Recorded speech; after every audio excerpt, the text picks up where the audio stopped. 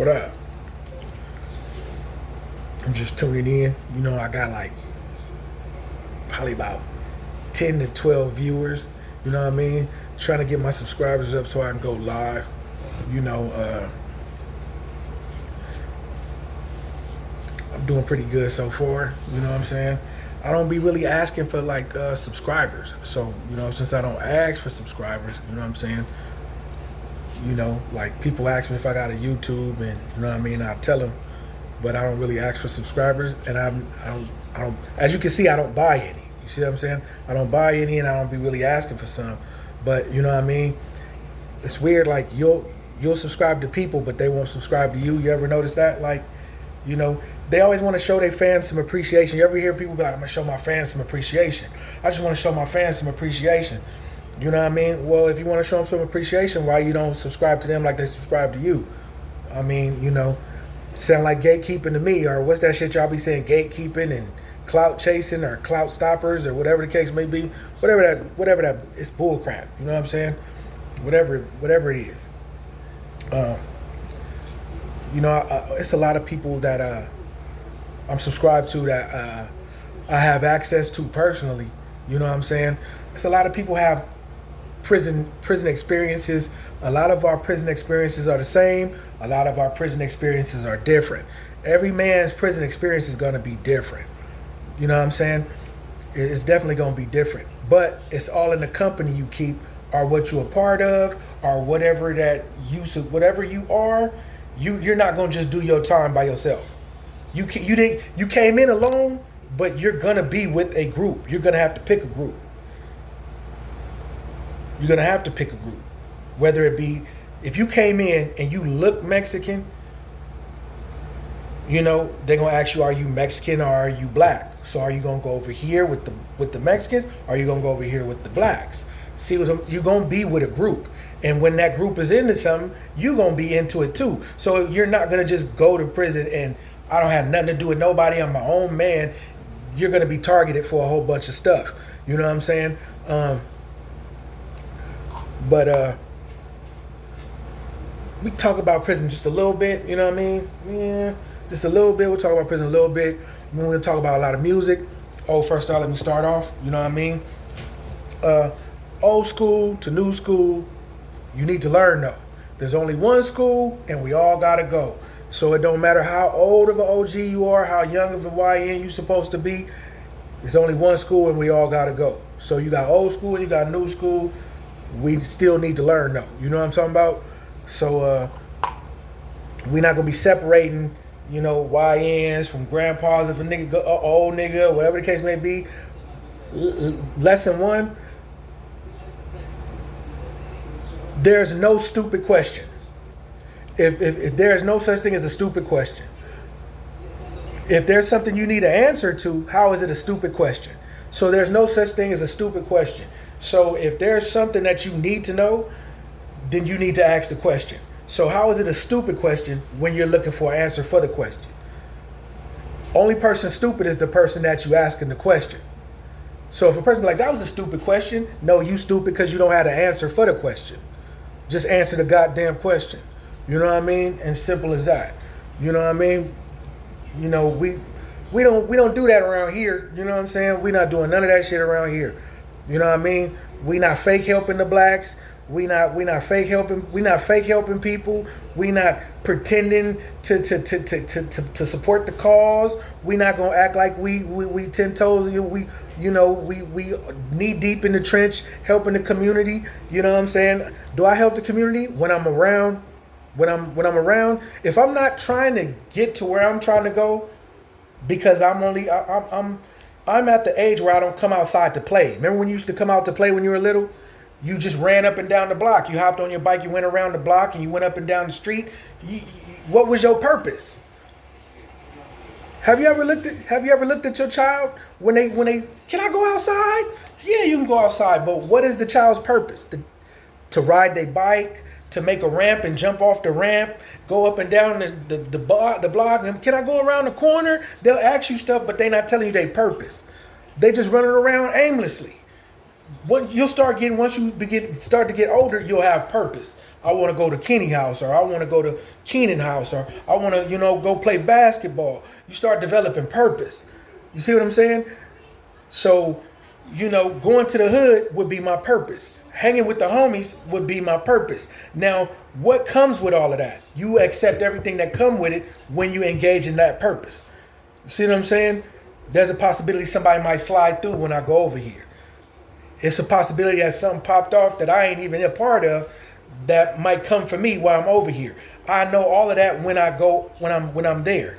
Even in somebody else's hood. Even when you're somewhere else in another city, there's a possibility, depending on where you're located, things may happen. You know what I mean? But what is your sole purpose to be there? You know what I mean? I came over here because it's cheaper over here. You know what I mean? Or I'm over here because this is where I'm accustomed to being. This is where I usually be at. But there's purpose. If you run around with no purpose, it speaks for itself. So, I mean, there's no such thing as a stupid question. Always ask it whatever it is. You know what I mean? Now, if you call yourself being a troll, well, you can't expect much. You can't expect much out of a troll. You know what I mean? Just, a few laughs and some sucker stuff. You know what I mean? Some sucker shit. That's what you can expect from a troll. You know what I mean? Now, if somebody's trolling you with honesty, you know what I mean? Because this troll knows your personal business, or your so-called homies or homeboys or friends, whatever you categorize people in your life, have given him truthful information about you, then it's possible that troll is familiar with people who are over familiar with you. Now, can you consider them your friends at that point? Hell no. You know what I mean? Hell no. You can't consider people like that you can't consider people like that your friends or your homies. That's what you can't do. You know what I mean? Like, I'm okay with having homies that I'm not cool with. You know what I mean? I'm okay with that. You know what I mean? I'm totally fine. You know what I mean? I'm totally okay with, walking this planet as the man I'm supposed to be. I'm not going to live up to your expectations. You want to know why? Your expectations may just be a little too high for his ass. Do you know that that's why a lot of children have differences with their parents? Because you had expectations that your child didn't have. A lot of parents have expectations for their kids that their kids don't have for themselves. And when your child tries to please you, that child's probably just going to explode on you one day. It's going to be one day where that child just shows up and explodes on you. Like, he or she's been quiet, been a good baby all this time, and then today is the day this child can't take no more from you because they've been living up to your expectations, and that child you just might cause that child to snap. It's a lot of kids that their parents don't know them. Like my mom, she knew me. My mom knew me. Like my mom really knew me. So I couldn't lie to her. So like when I would try to lie to my mom, I would start laughing and she would start laughing. You know what I mean? Because I'd be like, yeah, and yeah. And my mom be like, boy, I'd be like, all right, it's a lie.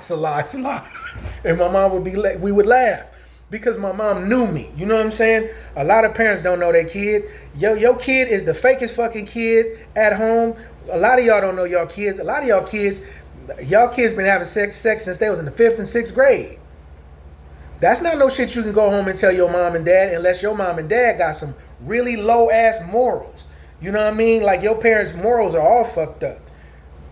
But if you come from a family with some morals and some integrity, that's the last thing you want to come in the house and be like, I've been fucking at the age of 6 in the 6th grade and in the 7th grade. That shit's got to be a dark secret of yours.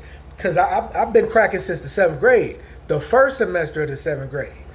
I've been cracking since then. Like I legit, it was a 9th grade girl. I was a virgin and I was scared. And I wanted to stay a virgin.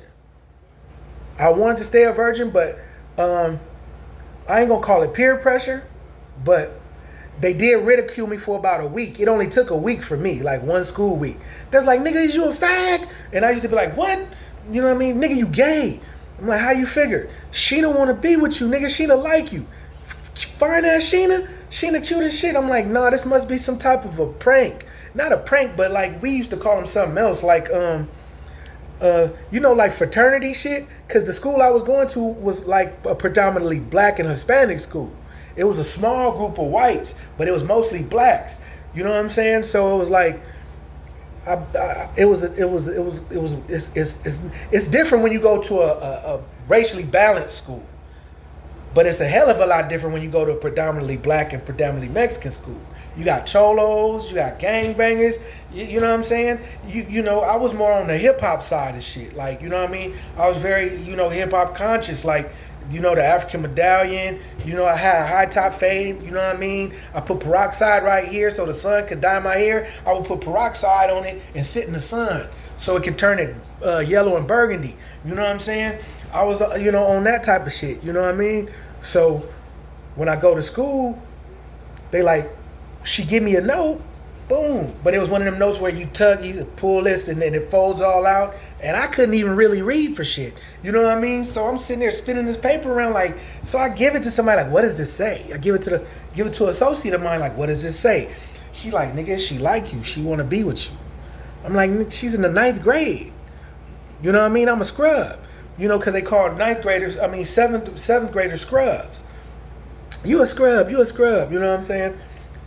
But I was the 7th grader that was always with the big kids all the time. So I was scared and I didn't really want to do it. I'm just going to be honest. And she was actually sexy as hell, you know what I'm saying? And I was like, so I went to school one week and them niggas lit me up. Like, oh, this nigga gay. Get your gay ass away from me. And they walk away from me, and then the whole school chimed in like, Butch. And then girls came up to me, Butch, are you gay? I'm like, what the hell are y'all talking about? I'm a virgin. I don't have sex. You know what I'm saying? And that's partly how I got nudged in the direction. But her being attractive, that was just, a part of it. It was cool. But sex wasn't really something, you know what I mean, when it should have been. Like, you know what I mean? I became more advanced, you know what I mean? In the 6th and 7th grade, I was pretty advanced. But guess what? Your kids aren't going to tell you this. And I'm talking to dudes that's, young dads. From the 7th grade, the first semester of 7th grade, I've been having sex ever since. I never stopped. So from that first time we had sex every day that week, except Saturday and Sunday. So Saturday and Sunday, we couldn't have sex because our parents was out for work on Saturday and Sunday. So from the first time I had sex, that first initial gratification from sex, we had to do it like 8 times that day. The first time I experienced that sensation, we did it like 4 to 5 times in one day, over and over again. Like, I just couldn't stop. I was like, shit, you know what I'm saying? That it went all through my body, like, you know what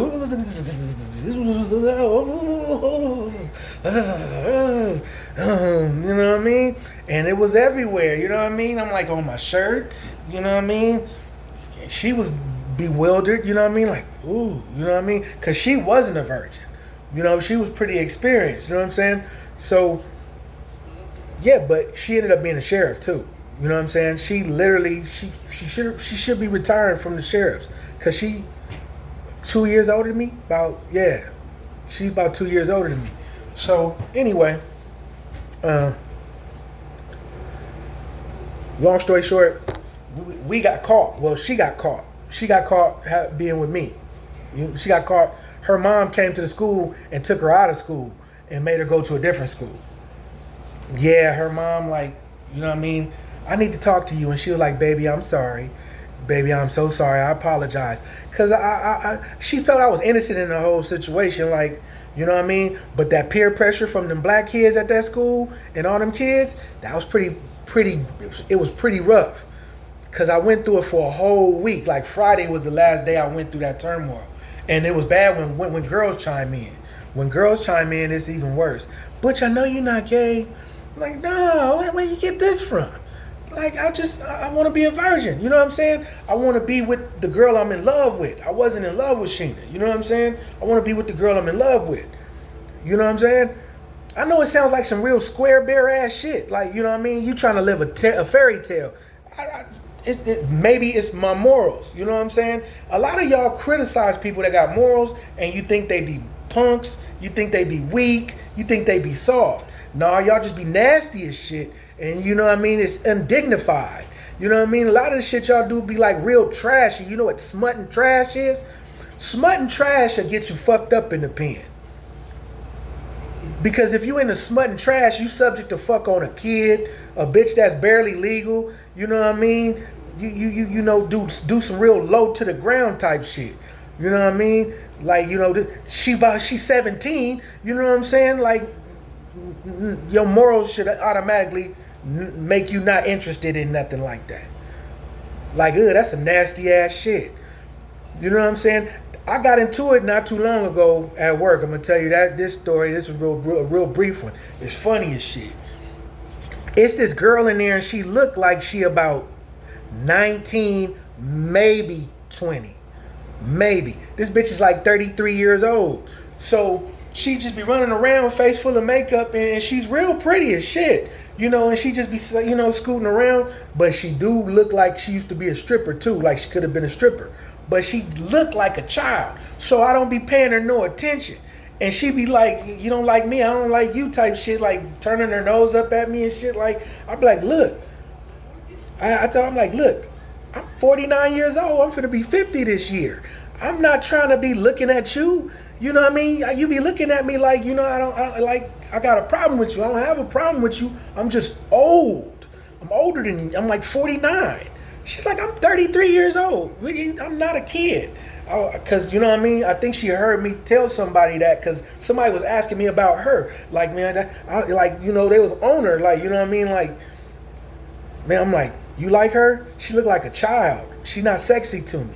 When she get a little older, she might be a little. If we keep working here, and in the next 3 or 4 years, yeah, if we keep working here, she'll start looking more attractive because she would be older at that point. She looks like a child, so I don't find her attractive. So it was a problem. You see what I'm saying? Yeah, like I'm not no motherfucking kid. She didn't say that in those words. She's like, I'm not a kid. I'm 33 years old. I was like, damn, well, you just got good genetics. You look like a child. But I'm not. I didn't find you attractive because you look like a child. You see what I'm saying? Now the next nigga, watch him carefully. The next nigga like, oh, that bitch, I fucked the shit out of that bitch. You mean the one that looks like a 14, 15-year-old? You know what I'm saying? Yeah, I don't fuck with niggas like that. I don't be having them type of niggas just hanging around me. You know what I mean? You might be the homie like that, nigga, but you know what I mean? We gonna part ways at some point. Like, we the homie, that's it. You know what I mean? Do I agree with how you live and what you believe in? No. I only believe in the set shit. I don't believe in the shit that you would engage in. The shit that you would do is, you know, I don't engage in those type of activities. You know what I'm saying? I don't engage in them type of activities. And it's not because of if I go to prison, I'd get stabbed. That's not why I don't engage in them activities. But it helps. It helps to know you're going to get fucked up by the right people if you do that type of shit. You know what I mean? Like some shit that's governing your behavior. You know, if you can't control your own self, there's going to be some people that are going to try to help you. Either that or you're going to die eventually. Somebody going to shoot you. Somebody going to murk your ass. Now, my belief system is a lot different than other people's belief system. I don't believe in you having criminal ties. Like, you affiliate with criminals, you associate with criminals, you hustle in the street together with criminals, but you aren't from an organization or a disorganization. I believe you still don't have the right to snitch on nobody. You're part of that shit too. So that means if you get into it with somebody and they get the best of you, you don't have the right to call the police and put them in jail. You either retaliate or lay it down.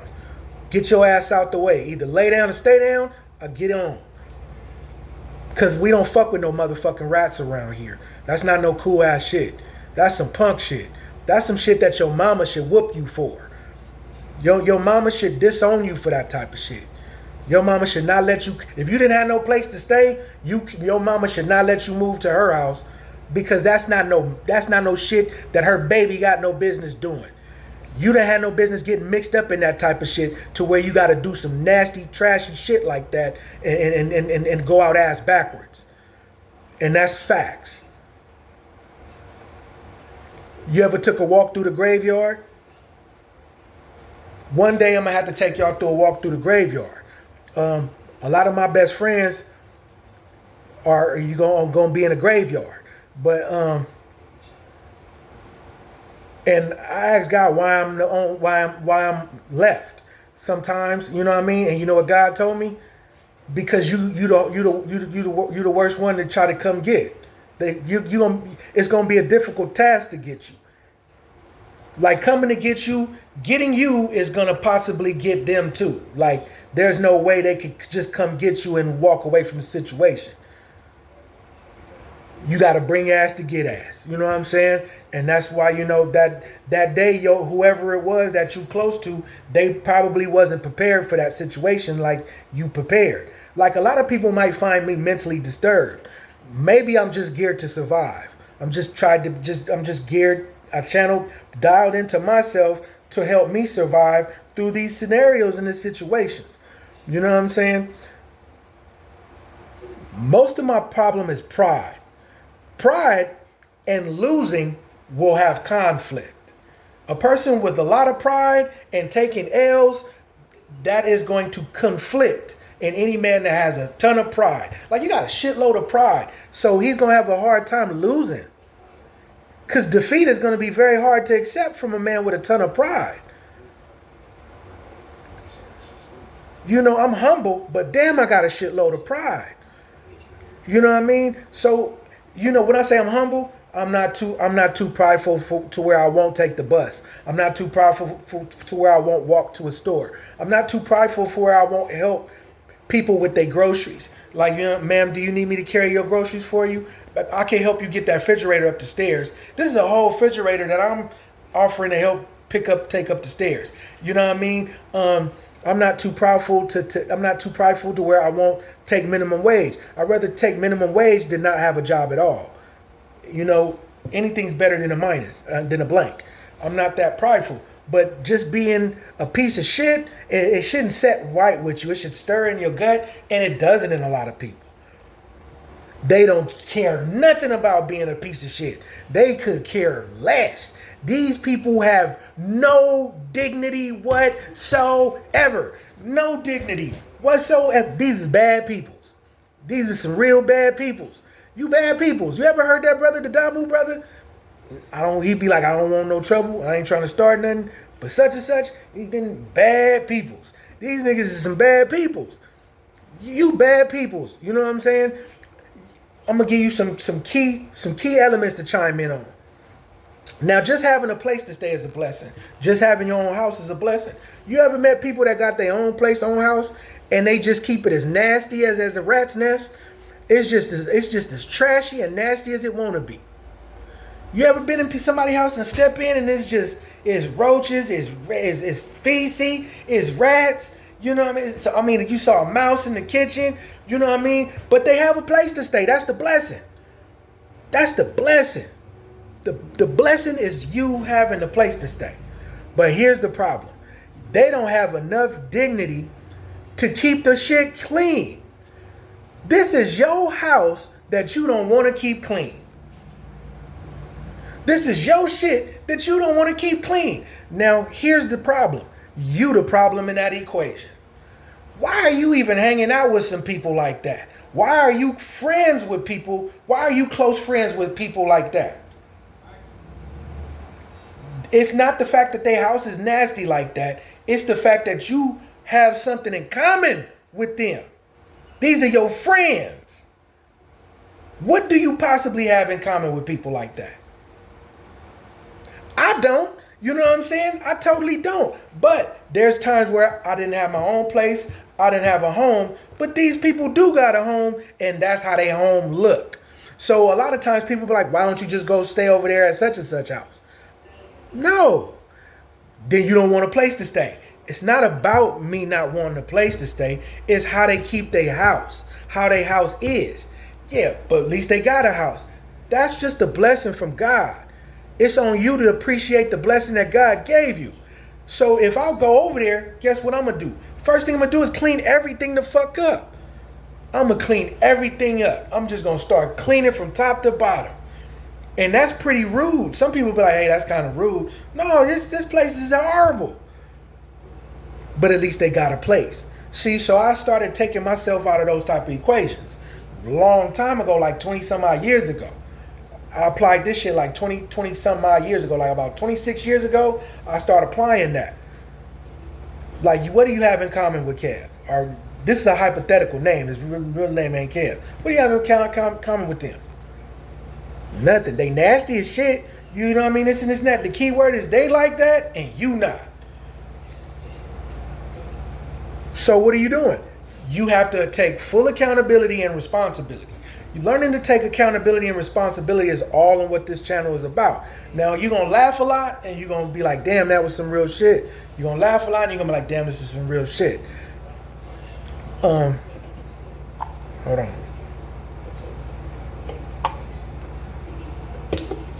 This is energy drink, sugarless energy drink. I don't want to have a drink. I don't drink like I used to. I drink like once every other week. Cause I had drank on Thanksgiving, and I had worked and didn't eat, and then they started taking shots on Thanksgiving, and I think I threw up stuff that wasn't there. Only thing was there was the tequila, and I think I had about 5 deviled hooched eggs. The eggs were delicious. I couldn't stop eating them. So, you know what I mean? I pretty much gave it up. I gave up everything inside of my, I think organs came out and they just put them back in. You know what I'm saying? Because I lock myself in the bathroom. When I get when I've had too much, I go inside of a bathroom and lock myself in the bathroom, like at a party, like a house party or a family reunion.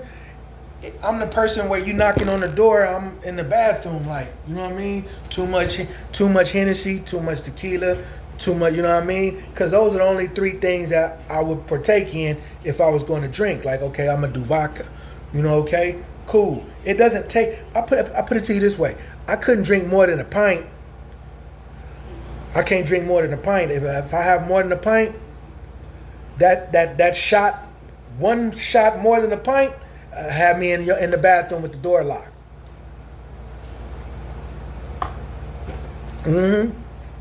They got to break into their own bathroom. Like, nigga, this where you been at? Been in the bathroom. You know what I'm saying? Been in the bathroom. It's the safest place to be. But people had to break in the bathroom one time. I'm at my own apartment where I had roommates. I'm in the apartment. We having a whole little get together. Man, I get up from the table, go straight to the bathroom. They break in like, here this nigga is. This nigga, look at this nigga. This nigga, you do this every time, nigga. If you throw a party, you go to the bathroom. This nigga done locked himself in the bathroom. It's the safest place. Because when you drunk, you vulnerable. You really vulnerable. So I lock myself in the bathroom.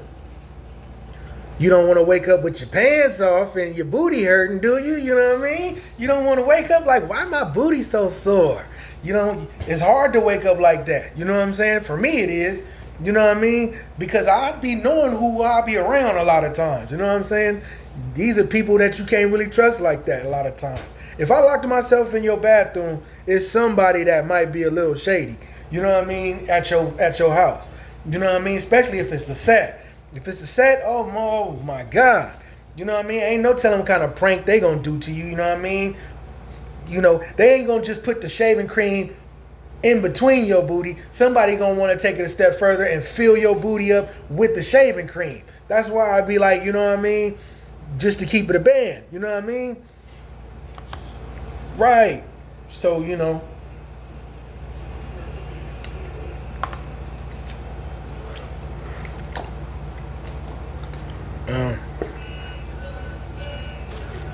Want to talk about the bag?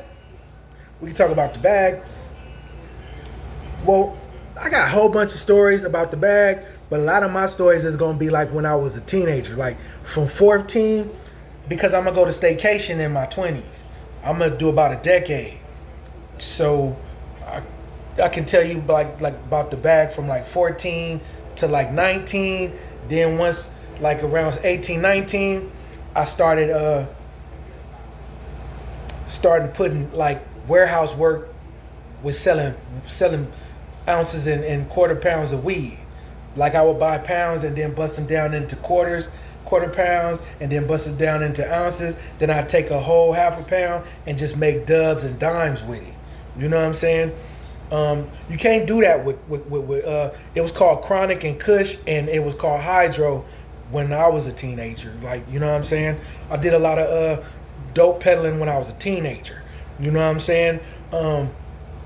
Basically, you could get away with more as a kid than you can as an adult.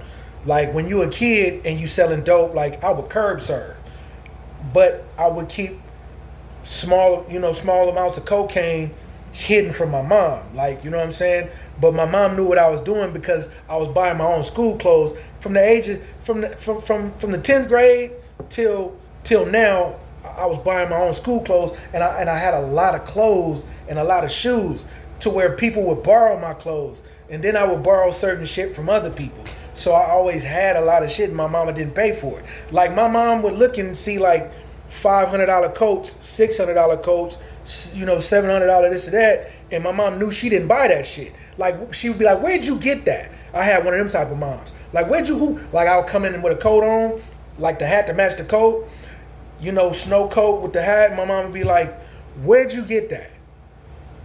Because I didn't buy it. I'd be like, "Well, this is such and such." You know what I'm saying? Well, you need to give it back to him. And then I had to have a homie come. You know what I mean? Like, "Did you buy that for him?" "Yeah, my mama bought it for me. I can't fit it." He finna get a lot of clothes because I can't fit those clothes. A lot of that stuff brand new. Okay, you know what I mean? Because my mom didn't really, you know what I'm saying? So, there was a time where I was really young having money. Now, don't judge me. The mentality of the people that I was around that was having money, they didn't appreciate the value of money. So the money like hit my hand and went to frivolous shit a lot of times. You know what I mean? Like a little kid with nothing less than $1,000 in his pocket every day. A little kid with nothing less than, I don't have nothing less than $700 to $600 in my pocket on an everyday basis as a teenager. You know what I'm saying? And then, just running around like that, and I was strapped a lot too. You know what I mean? Because it was a different time and different era. The music was different. You know what I'm saying? Listening to shit like Spice One all the time. The Jealous got me strapped. You know what I mean? I never leave the house without my gun. You know what I mean? So we stayed strapped. Like Old Dog. Me and Old Dog, I'm probably like a year younger than Old Dog. Remember from Minister Society? So we used to look like Old Dog. Like we used to, because we were like the Old Dog. Like, nigga, we related to Old Dog. You know what I'm saying? I used to go to juvenile hall at least 3 times a month, two to 3 times a month. And then there's going to be a point when you go till they're going to start keeping your ass. The last time I went, I was going to get a stay, because usually they like keep me like 2-3 days or 4 days and kick me out, or keep me for like, the police won't transfer me unless if somebody come pick me up, they won't transfer me to juvenile hall. So a few times I had to just like tell them my mom was at work, so I just went to juvenile hall, because I was trying to make my bones back then. I know y'all gonna be disappointed in me, but I'm not disappointed in me. I was trying to make a name for myself. You got to make your bones, and you know what I mean? I wanted to hit the halls because the cops was always giving me love all the time. They would pick me up with guns and be like, "Man, I'm gonna have your mom just come get you." I was like, "When my mom come get me, you don't have nobody that could come get you?" So I would have a homie mama come get me, or the homie's auntie come get me. You know what I mean? Anybody but my mom or my dad. You know what I'm saying? But a few times my mom did come get me. You know what I'm saying? So on my juvenile record, there is going to be a little dot in the corner. When you get paperwork, because they seal it. They sealed my file. But the FBI has action at that file. Yeah, I got some frivolous firearm charges as a kid. Multiple. Like that last one that I had, that was the one where they actually pressed charges. This is like all the other ones don't compared to the one I got when I was 17. I had got caught. I took the case for a homie. We went to Bakersfield to sell dope. I'm 17. I just, you know what I mean? So he's older. He's like 19 going on 20. So I had the 380, he had the 25. When we run from the police, boom. You know how that went. We get caught. He gonna have to stay in jail. I had the power to get him out. So since he my big homie, he little still, you know what I mean? I'm a steal, he a steal, but we cousins though. So I took the case for him like that was my gun and this and this and this and that. So they take me to juvenile hall. The next morning they give me a bus ticket on the Greyhound to go back home. But it's an envelope, sealed envelope that it was the mayor, a staff member, it was the mayor, the mayor, does Bakersfield have a mayor? It was the councilman and the police, because the 380 that I had was dirty.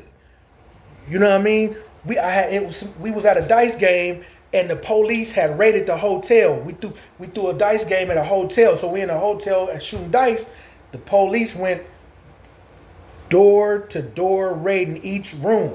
And there's no back door to get out these rooms in this hotel. So I'm one of the youngest. I am the youngest, to keep it real, because it was Devil from Trey 57.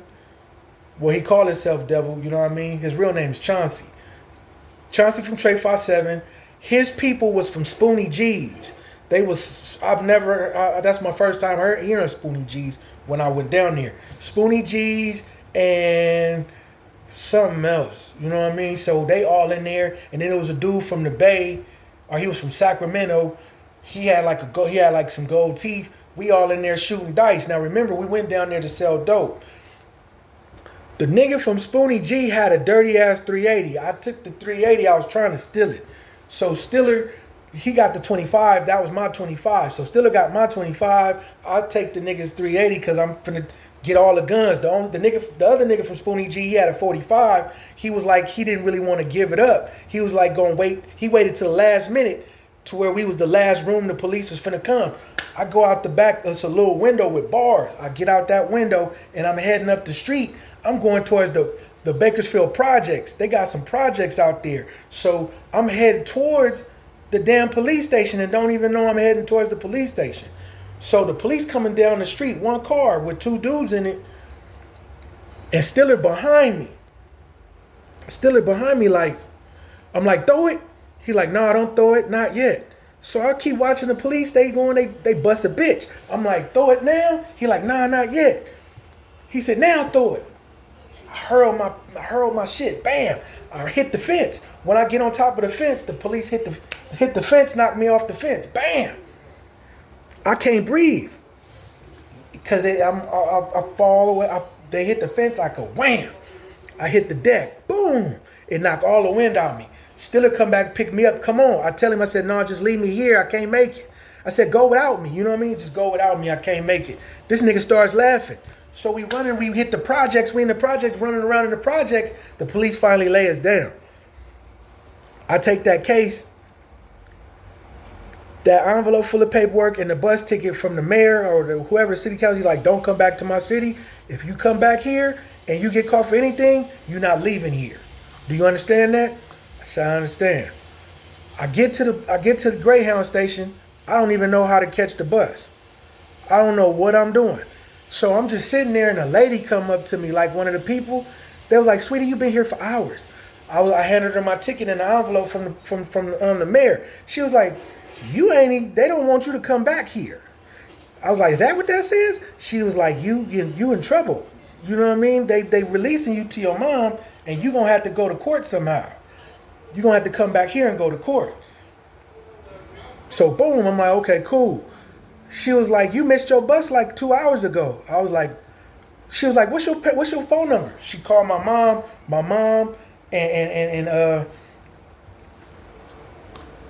and Jamie's mom. My mom and Jamie's mom, they come get me from Bakersfield. So lo and behold, unbeknownst to me, lo and behold, You know what I'm saying? I'm like, I'm outside doing me. You know what I mean? Running around. My mom called the homie house. She's like, "Is Butchie over there?" I'm like, nigga, like, come on, nigga, I gotta take you home. I'm like, damn, your parents giving you the keys? He's like, yeah, nigga, I gotta hurry up and get you home. It was two sheriffs, no, two PD officers, and they had 45s, jeans on, 45 over here, extra clips over here, big ass vest, and some more shit. It was Miss Karen Shelkey and Mr. Martinez. And they standing there, and I'm like, I hope it ain't no shit that this shit just, yeah, I don't know what it is. So I'm like, I don't know what this shit is. So when the homie dropped me off, I'm like, hey, man. He was like, nigga, let me know what's up. He said, man, this is Miss Shelkey, Miss Karen Shelkey, and I'm Mr. Martinez. I'm going to be your probation officer. You're on probation. Now, here's the deal. You can't be outside after 7 o'clock. If I catch you outside after 7 o'clock, or if I come here and you're not in the house and it's after 7, you're going back inside.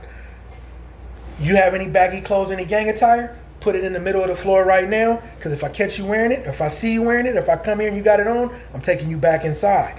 I'm like, who made these rules up? He was like, well, your mom helped me because we're working together. Me and your mom going to work together. So if I come here and your room ain't clean, it's like it is now, I don't even want to search this room. This room is horrible. I'm taking you back. I'm like, you just sound like you don't want to work with me at all. You want to just take me back.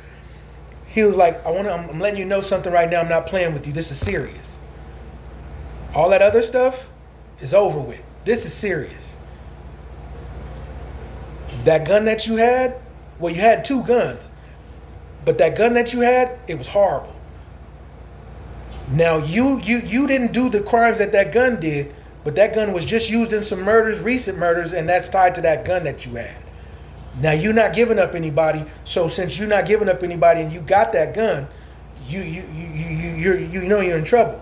I was like, well, hold on. They was like, they know you didn't do anything. I was like, all guns are bad guns. He was like, this is not a time to be a smart ass. So for all the way up until I was 18, I said, how long does it, all the way up till I'm 18? So I had to do this all the way up until I was 18. You know what I'm saying? So that was pretty much a big ass learning lesson. You know what I'm saying? I used to have this big ass subwoofer in my room. I took the subwoofer out and I stuck a Tech 9 in there and I stuck a whole bag of 9mm bullets in the subwoofer. It was this dude. He got killed. A brother by the name of Clifford. Andreas Clifford. Clifford got killed and dumped in Palomar's Park. Either he got killed at Palomar's Park or he got killed and then dumped in Palomar's Park. But he was shot multiple times, like over 30 times. He was shot several times. And twice in the back of the head, and then they shot his body up. Right?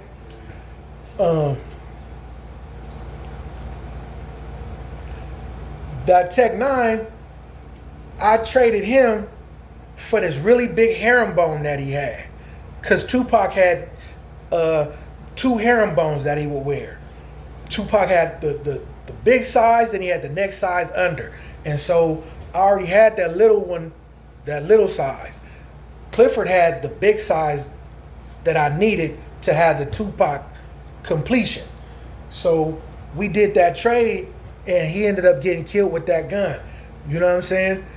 Clifford got knocked down with that gun, and then I didn't want that gun back. I didn't want it back. For some reason, they were trying to get a hold of me, but they got to realize you calling a teenager's house. You guys are grown men looking for a teenager to give him back a Tech that I had traded. You know what I'm saying?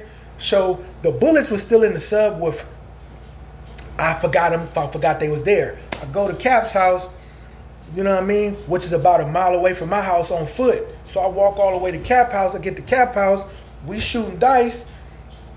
Cap dad like, man, you got to hurry up and go home, man. The police gonna come over here. So we gonna just take you over there. The cops were like, bring him here.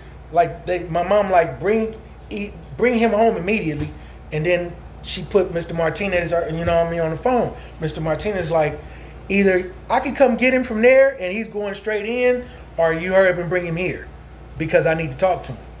So he was like, man, I'm searching your room. I shift the subwoofer. I see that it's faulty.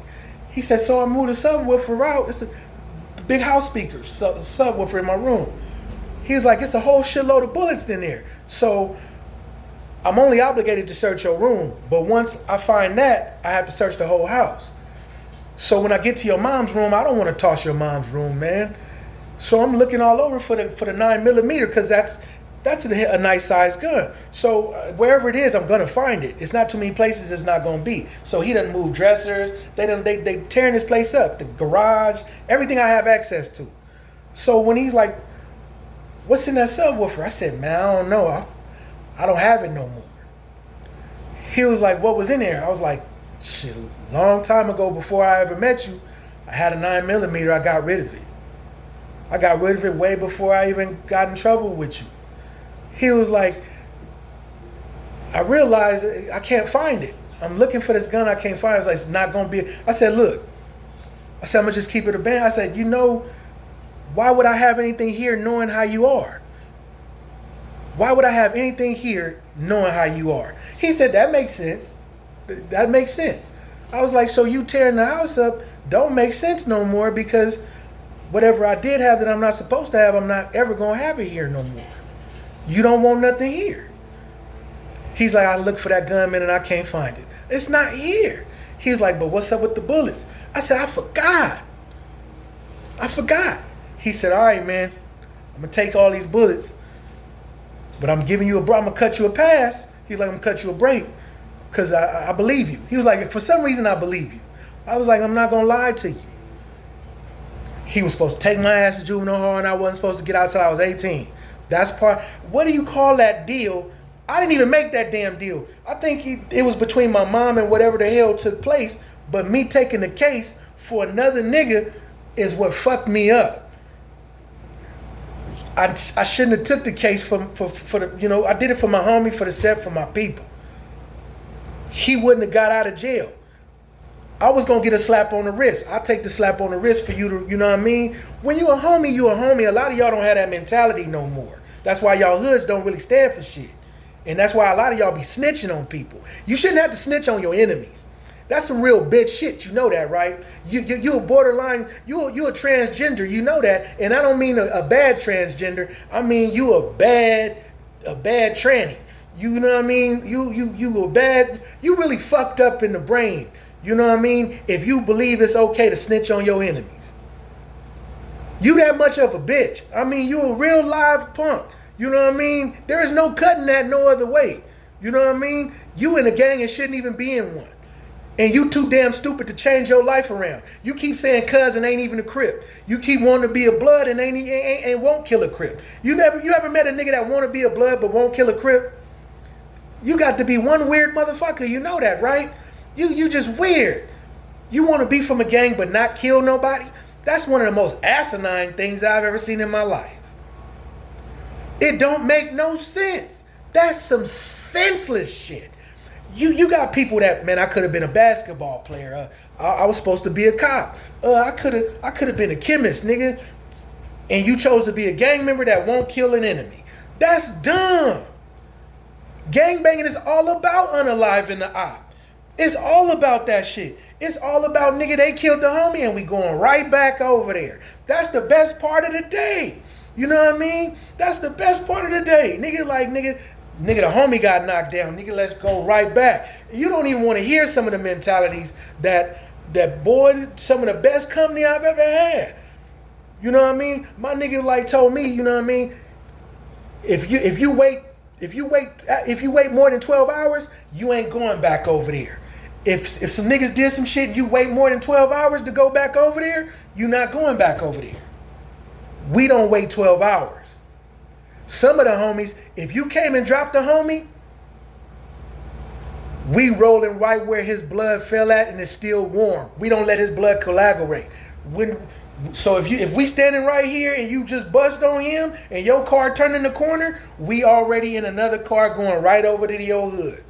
We gonna either beat you to your hood and bust on your homies, or we gonna follow you to where you going. And that's Mando. You do it right when the homie blood is warm, where his body is still warm, and it feel like he's still alive, but he dead.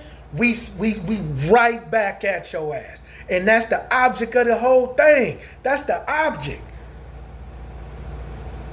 The object is to convince your enemy to don't even come over there, because every time we go over there, they just kill 2 or 3 of our homies. For every homie you drop, we gonna knock 2 or 3 of y'all down. It's Mando. So either we gonna be all in jail, or y'all gonna stay over on your side of the fence, and we gonna stay on our side of the fence. We gotta come to some type of agreement to where y'all don't come over here, because every time y'all come over and kill somebody, we go over there and kill 2, 3 of y'all. So once we have full-fledged war, which the people that don't like war usually be the women, the children, and the people that live around the people. Like this house next door, these people always keep shit going on, so people always shooting at their house. They be having like 4 or 5 different gangs coming to shoot at their house. How you think the people that live next to them people feel? They hate them motherfuckers. Like, I'll be glad when these bastards move, and they don't never move. But when the police come and take 1 or 2 of them to jail, they be kind of happy. You know what I'm saying? Nobody likes war like that. So, you know, if you slide over here as Mando, we go back over there and chip 2, 3 of y'all. That's Mando. Because it teaches y'all to stay on y'all side of the fence. You know what I mean? So you want to know how war is won? What's the body count?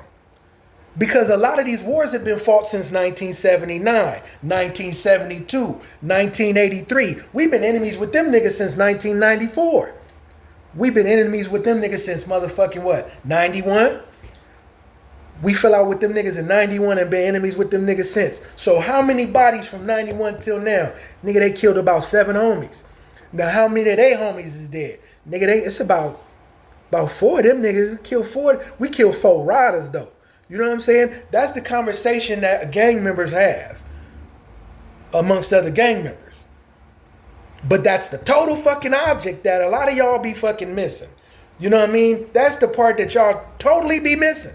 Y'all be doing y'all podcasts, y'all vlogs, and that part is totally missing. Where it was Mando to unalive somebody. You are not finna be a part of this shit and don't unalive nothing. You wasn't even seen as one. You know what I'm saying? You're not like us. You know what I mean? You're totally different. Like I used to didn't have tattoos, but I would be with the homies. I had no tattoos except this little Chinese writing right here. This little writing right here, I had that. My mom was upset about that. I got that when I was legit 15. I had a tattoo when I was 15. My mama did not like that shit. And I said, I swear, and I paid the price in the streets. There's no lesson that I didn't learn in the streets for disrespecting my mama. And I can take you deeper. God said, honor thy mother and thy father. Even though I don't like my father, I don't dishonor my father. I just don't deal with him. I was supposed to kick my dad's ass for my mother. I was supposed to beat my father's ass for my mother. And then as I grew up and in certain environments, I became a pistol packing ruffian, a hoodlum. And being a pistol packing hoodlum, my father can vouch, I'm not finna accept too many ass whoopings when I got a pistol. Why fight when I got a gun on me? Those were fights that I chose to have. I gave you the fade. We could squabble, we could shoot. I'm well-rounded. I was raised by pistoliers. I was raised by niggas that could squabble, and I was raised by knockout artists and pistoliers. One of the two finna happen. You know what I mean? And that was the best company. You know what I mean? That's the best company. Pistoliers and knockout artists. Top-notch knockout artists. When the other side talk about your homie squabble. You know who got a squab over there? Nigga Big Ding Dong. Nigga Cisco. Nigga, you know what I mean? Nigga Warlock whooped the homie out. Nigga, the homie was not top knockout artist. Warlock whooped him out. Boop, boop, bam, you know what I mean? You know who had a cold squabble? Lil still had a cold squabble. He cuffed out Too Sweet. It's a list of niggas. He cuffed him. Bing, bing, bang. The nigga out. You know what I mean? Hands in the air. He on the ground like this. You know what I mean? holding. One nigga was knocked out, nigga holding on to the homie's Levi's, his G-Vi's, heavy starch. He's still holding on to the homie shit like, nigga out. You know what I mean? Raised by Pistolaires and knockout artists. So turning down a fade, that's out. You know what I mean? But this is what you a part of, but you don't want to stick to none of the scripts. And this is what y'all doing nowadays. So we don't got to get into those type of talks. That's some shit that, you know what I mean, that you guys have glamorized and brought to the forefront. And y'all want to just, you know, say everything is old. Any nigga that, any YN that's be like, oh, that's old shit, we ain't doing that. That nigga is subject to tell on everybody. If y'all subject to sit here and watch Tekashi 6ix9ine for an hour, you know what I mean? It's okay to be a rat. It's okay to be a rat. If you can literally have an interview with Tekashi 6ix9ine and not be disgusted by him, it's okay to be a rat, and that's fine.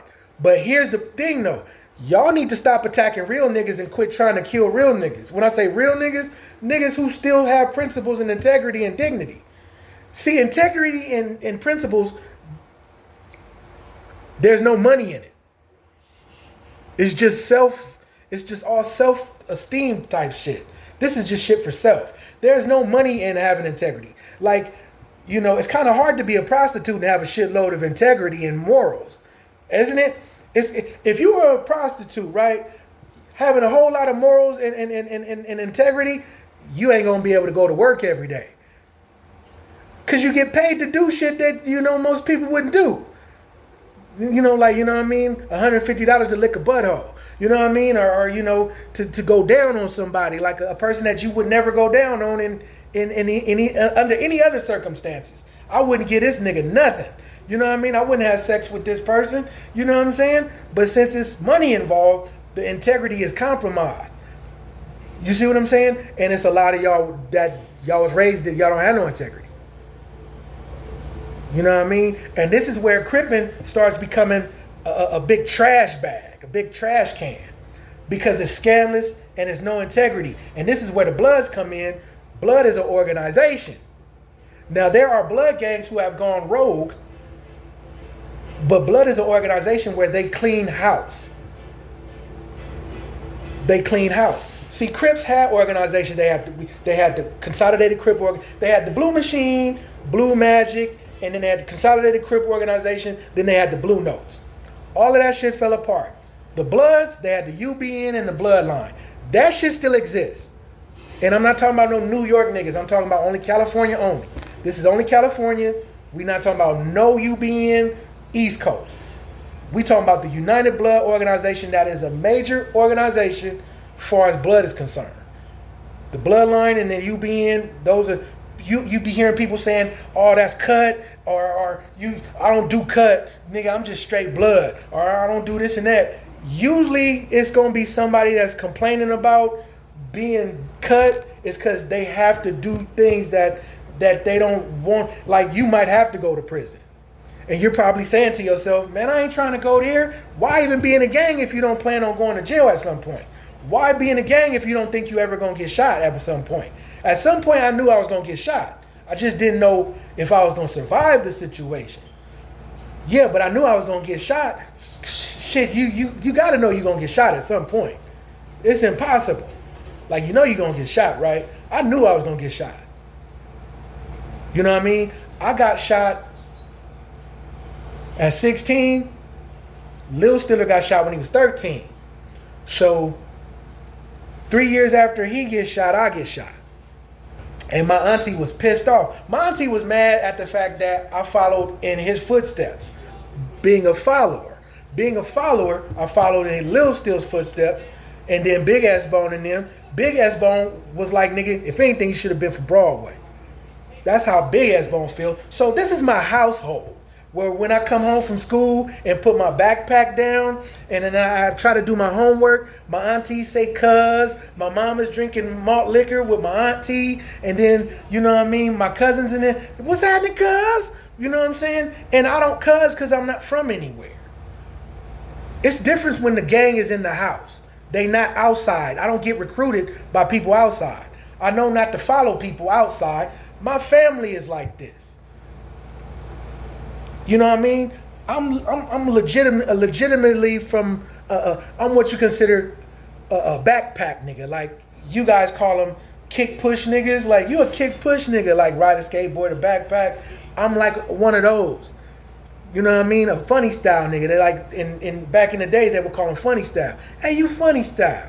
You know what I mean? Where, you know, I'd be all into hip hop and I would have, you know, dreads, or, you know what I mean? I would dye my dreads or something like that. I would have a flat top, you know what I'm saying? A backpack, you know what I mean? But now in my backpack, it's the 38. You know what I mean? It's a snub nose in my backpack. It's a 380 in my backpack. You know what I mean?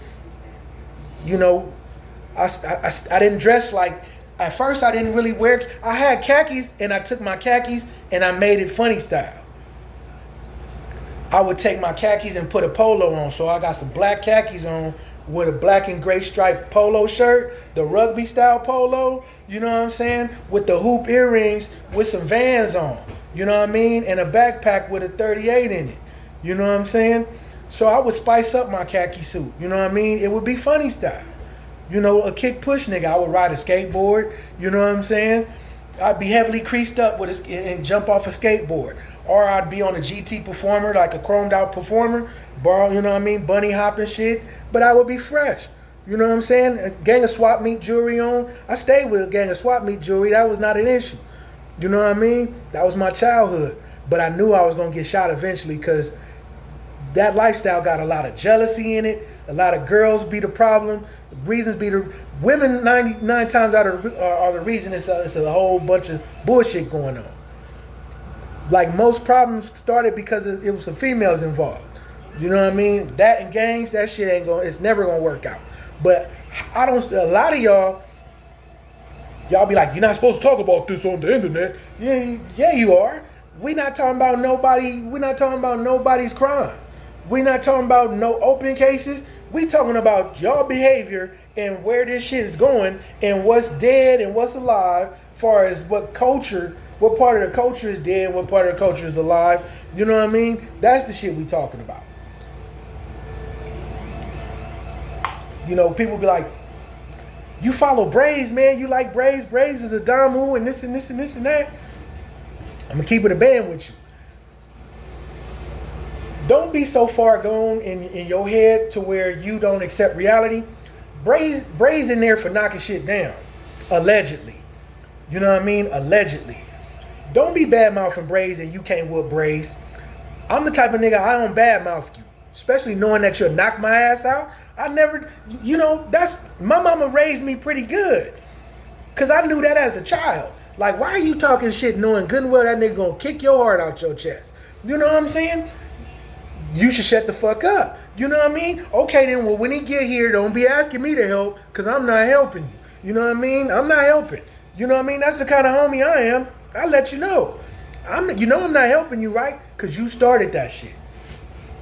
And showing up. You talked all that shit and got fucked up. And you okay with being fucked up. You just pick yourself up, dust yourself off, go get a towel, wipe all the blood off of you. No, nigga. I don't ever want to be in that. I hate that situation. You know what I mean? Because once my temper is... I have a real nigga inside of me. Black people always had two entities within inside of them. You have the Negro and you have the nigga. If my nigga come out, I'm going straight to jail. And I'm going to be in there for a while. For some reason, and they give you more and more time every time you go too. You know that, right? I learned to make sure this nigga don't have control of shit. A lot of times I be defending myself against niggas. You know what I'm saying? But if I let my nigga show up off the rip, he shut shit down. Nigga, I done tripped on... We was raised to take off on the whole pack of niggas. Like, it's like 10 of them niggas over there. We gonna go over there and rush the whole pack. It's only 2 of us. It's me and this nigga. We finna rush the whole pack. We finna go over here and beat these niggas up. You know what I'm saying? That was the mentality we had. You know what I'm saying? Finna beat all these niggas up. So where y'all from? Nigga, you already know what it is. Nigga, take off on them niggas. Bang, bang, boo, boo, bam. It's just us two. Boo, boo, boo, boo, boo, boo, boo, bam. You know what I mean? Whoop them out. You know what I'm saying? We just fucked over 5 of them niggas, 6 of them. You know what I'm saying? That was banging. You know what I'm saying? That's it. You know what I mean? You know, drive-bys, I didn't really stand on drive-bys. One day I heard my mom talking about it. She was drinking, and she know what I'm doing. But I think I'm, what I mean. My mom would never respect me if I did a drive-by. So I always offer to hop out, and the homies used to be like, "The fuck is wrong with you?" Nah, man, let me just hop out. Let me just pull up. Let me just jump out. You know what I mean? Because you do a drive-by. I never liked drive-bys because you don't hit nobody. That was a waste of us going all the way over there and not hitting nobody. Fuck that. And then you go over there and miss and get 25 years for missing somebody. You not finna have me waste my life. That ain't bullshit. You know what I'm saying? I'm finna hop right out, nigga, and hit somebody in the stomach or the back. I ain't even lying to you. Would you rather go over there and miss somebody and get 30 years and never get out? You went all the way over there, shot up everything, and missed somebody. Didn't hit not a damn thing but wood and fucking roofing shingles. I seen niggas do a drive-by and only hit the chimney and the roof. I used to be like, what the fuck? Excuse my language. What the? And get 27 years, 32 years for hitting the roofing shingles and the chimney. And you finna spend all your life in there. You only like 22. This nigga 17 and 22, and you hit the roof and the chimney. And you gonna be in there for 30 years. Bullshit. I'm hopping out. I'm finna get. I'm gunning for the ones. I'm only going for the real ones. Reputable members. When I say reputables, I'm not trying to kill no base heads. I'm not over here trying to shoot no nigga with no gray beard. I'm trying to get everybody that's you really cool looking. You really handsome. You know what I'm saying? I'm looking for the handsome, swagged out niggas that's on the front line. I'm looking for those ones, the strong ones. I'm looking for the ones that, you know what I mean? The ones that just got to be the center of it.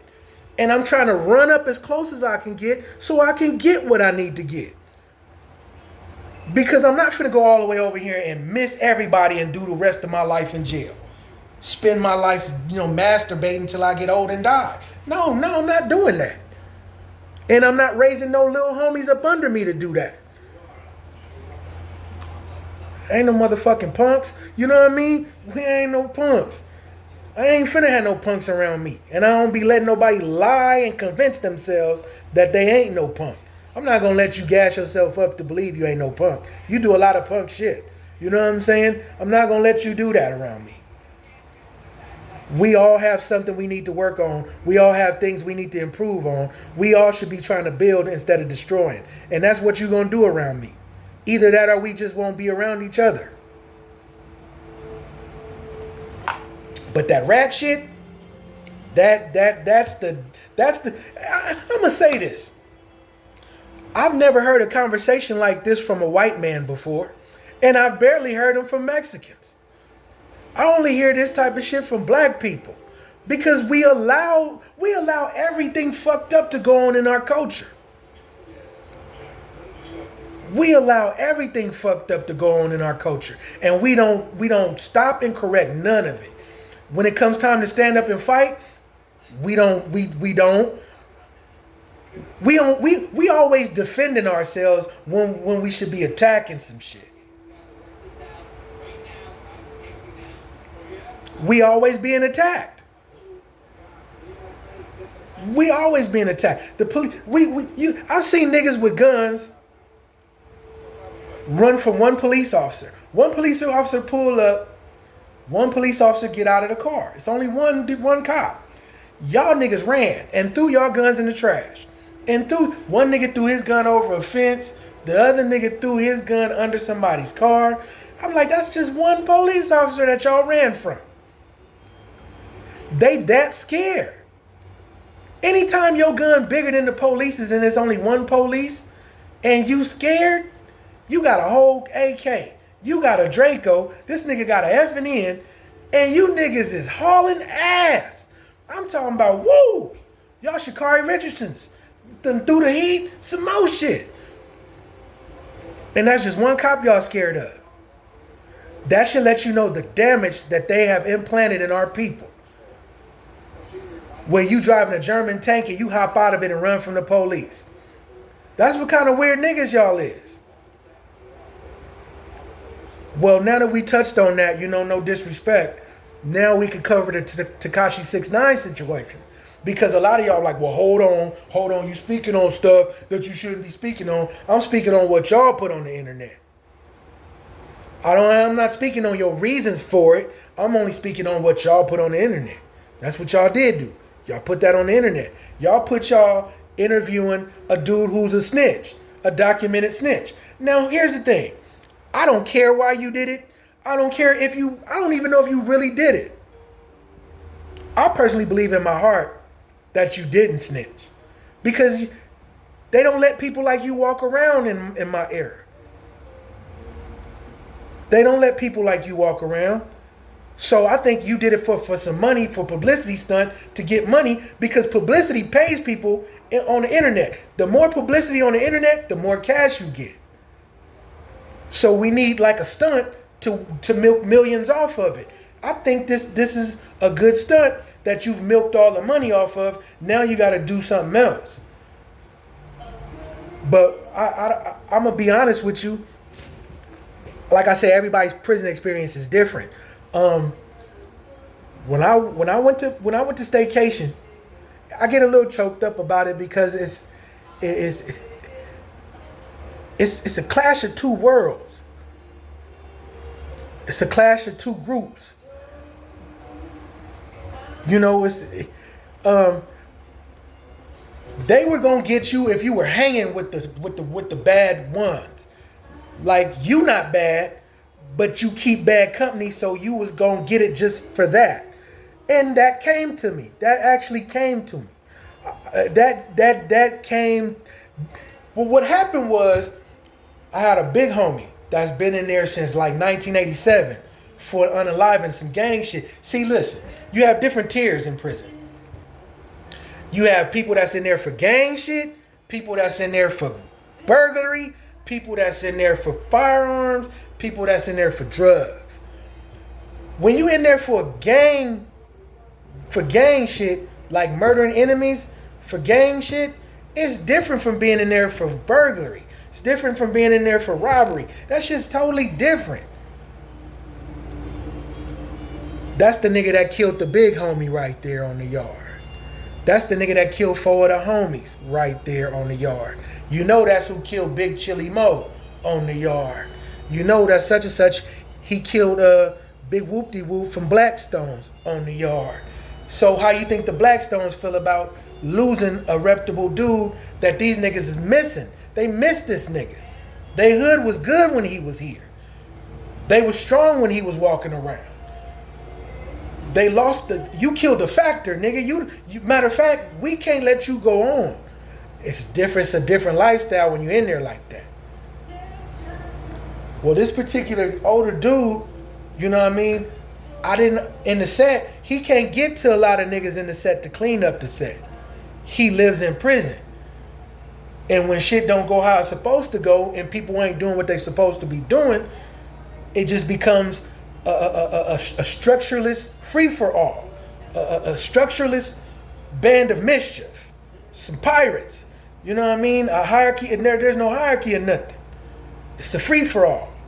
And a pot of scandal. There's some people that, you know what I mean, we've been trying to get a hold of this and that and stop this, but they won't stop it. Because it's like legit bad. This shit bad. Like bad peoples. Like, you know, your boy bad peoples. You know what I mean? I ain't trying to start nothing. I don't want no problems. But such and such and them is bad peoples. You know what I mean? He them peoples. Okay, well, there was a particular individual that was bad peoples. From who the bell tolls for. You know what I'm saying? For whom the bell tolls.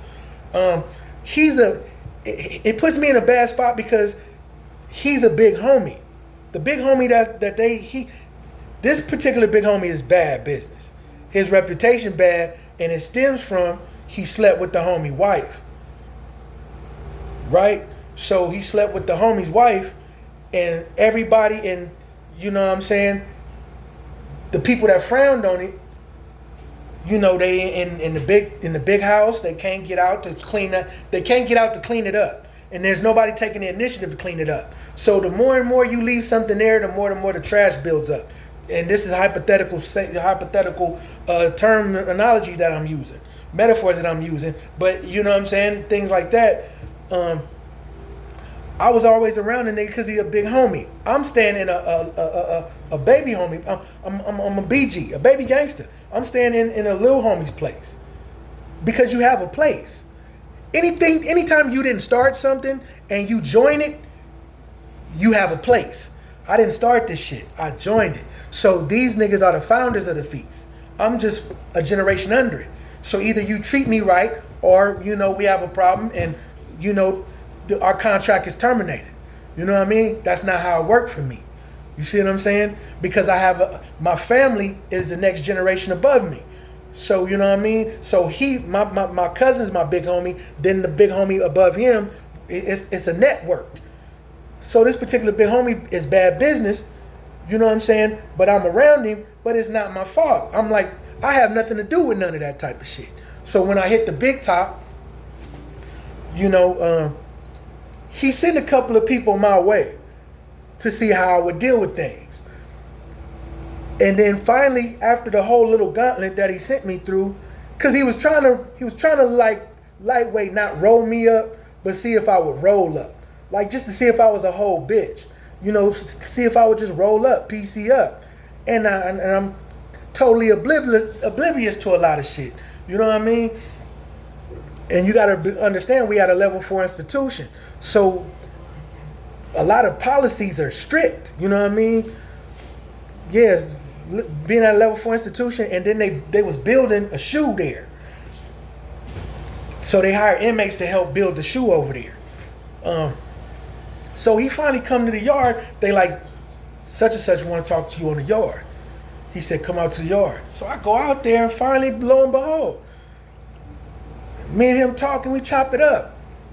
And I wish he was free, but he can't be free. Because we need people like him on the streets. We need you. We need your information. We need your guidance. He liked the shit out of me. He was like, I need you, you know what I mean? And nobody fucked with me. There's a couple of other characters there, but I'm not mentioning them in this particular video. I could tell you some more about the other ones that there, but that's a whole nother story. But this individual, you need this individual. Need you.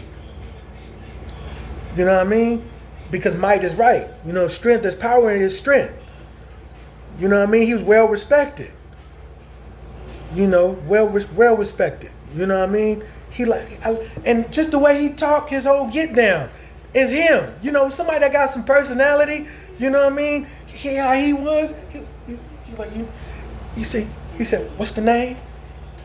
He said, "Your name. It's got a lot of smut on it. It's a lot of dirt. I don't like the name, but you good." Just like that, the same way I'm putting it. But you good. You all right with me. You know what I mean? And I want you to stick around. You know what I mean? And I'm standoffish because the only niggas that really can get you are your people.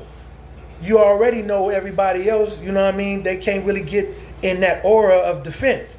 But your people, they the closest thing to you. So since they the closest thing to you, there's only one way to stab somebody. You can't stab somebody from back here. You can't stab somebody from over there. You got to be really close to them to stab them. You're not going to take off running from way back there and then run over here and stab somebody. That's not how that works. You know what I'm saying? So the people that can get you are the people that is closest to you. So if we in a whole riot, everybody's fighting, we're pretty close to each other if we're all fighting. Makes sense, don't it? The third. You know what I mean? Now, whatever vlogger or person giving you the interview, they don't break that shit down to you, so you totally get the gist of you get some information that sounds good, but it don't add up. It don't add up. So he's like, you good, you all right with me, but that name, you know what I mean? He didn't use the word smut. I used the word smut. He was like, the name ain't no good. But I was like, I'm named after other people. I'm the third. I'm the baby. He was like, that's what I'm trying to tell you. I was like, I get you. He was like, and such, stay away from him. Stay away from him. And I'm like, okay, cool. You know what I mean? I was like, you know what? When I get out of here, I'm done. I practically, he was like, well, how much time they gave you? He was like, they never told me how much time you got. I told him how much time I had. And he was like, well, that makes sense. He said, because if they ever let me out of here, yeah, that's it for me. Excuse me, that's it for me. And that's what I told him. It makes no sense for me to even, you ain't even got to worry about that because I got to really, really get my life together after this. That's it. I don't have nothing else. He was like, you ain't lying. He's like, woo, they got you good. I was like, I learned my lesson. You know what I mean? But you're all right with me. You know what I mean? And it's a whole lot of bad people. And then there's some things that people don't talk about. There are a lot of homies that have been removed off the yard based on, oh, you who and them. Oh, you who and them got, like, you got debts. I ain't never had, I had one. You know, remember the dude who got shot with Nipsey Hussle? I had just got there. I just got to the yard. He paroled, right? We go all the way back to when I first started my sentence. I was in orientation. I get classified. I go to my building. I come out to yard. He draws cards. He's an artist. His name is Kerry Lathan. Kerry Lathan is better known as Cousin Kerry to other people, but I call him Uncle Kerry because he's an old dude. He's an OG, but he like a midget. But he's not a midget. He's just short and stocky as shit. But he old dude and he real veteran-y. I'm talking about, these are niggas who, they spent all their time in the streets. They didn't spend, either they was in the streets or in the pen. That's the only part of, you know what I mean? That's the same dude who got shot with Nipsey. When Nipsey got shot, he got shot all in the back and in the legs and shit. He drew a card for, you know, my daughter. And the way he does his cards, he colors them and then he laminates them with this coat. So it becomes like a real card. You know what I mean? He charged me like $30 for the card. It was a big size card, you know, different stuff. He was like, was it $15? I think it was $15. He charged me $15 for the card. It wasn't $30. I'm sorry. But he had a list of stuff that he wanted. He wanted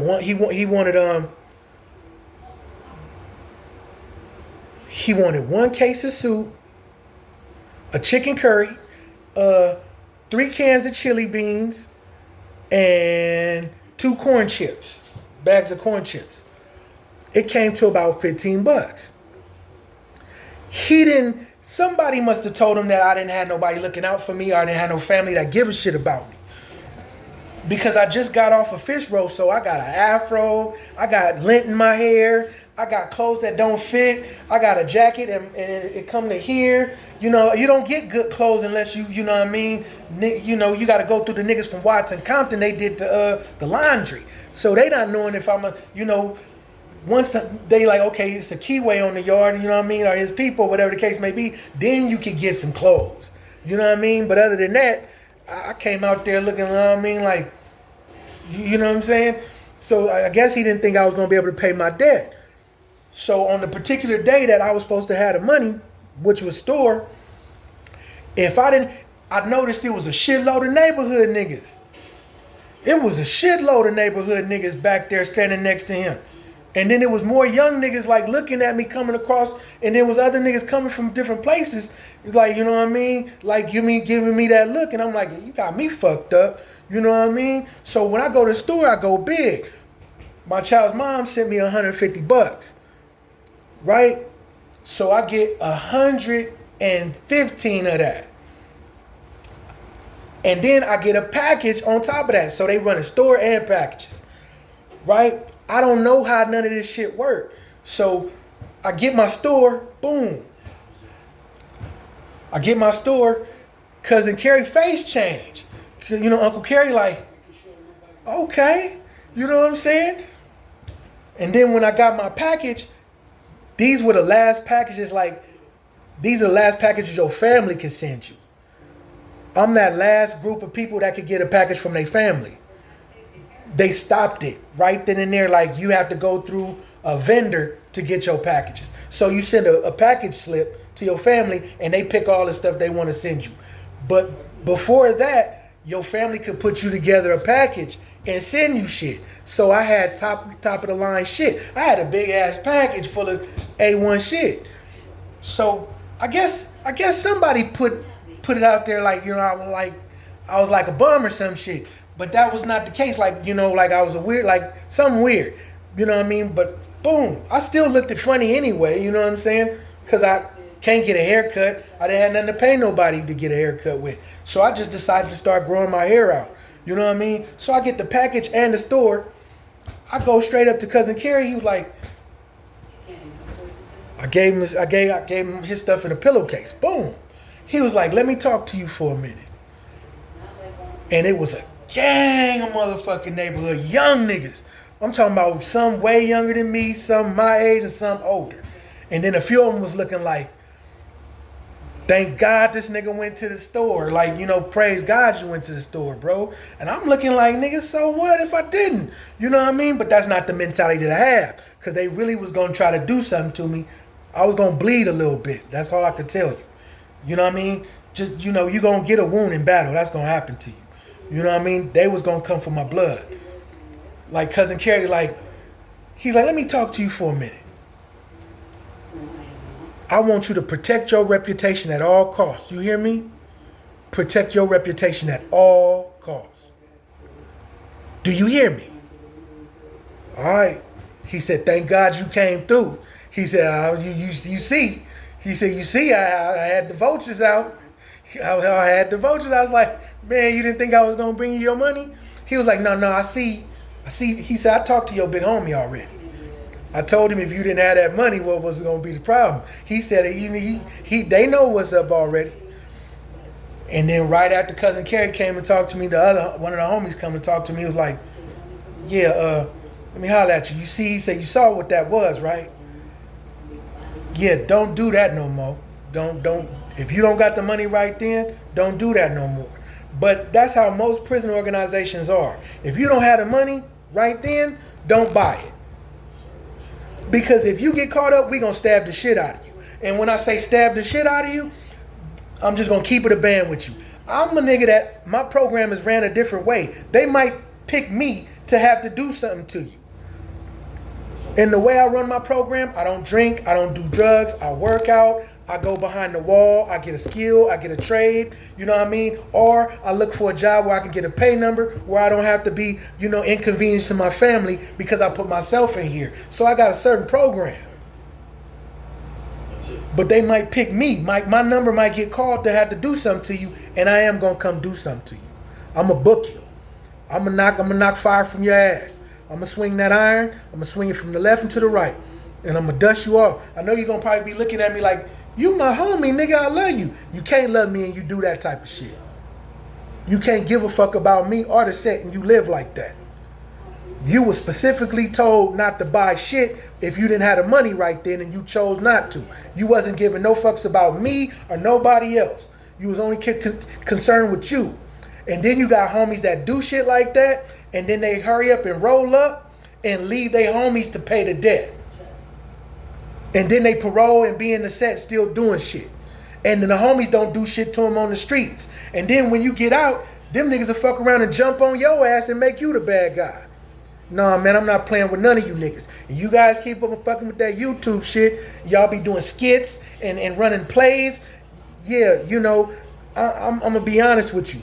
My channel's starting to grow little by little, and I don't believe in crashing out. You did some shit against my manhood, and I'm supposed to take a stand. So I don't know all that other bullshit y'all be talking about, but like I said, man, you know, how does this help the youth?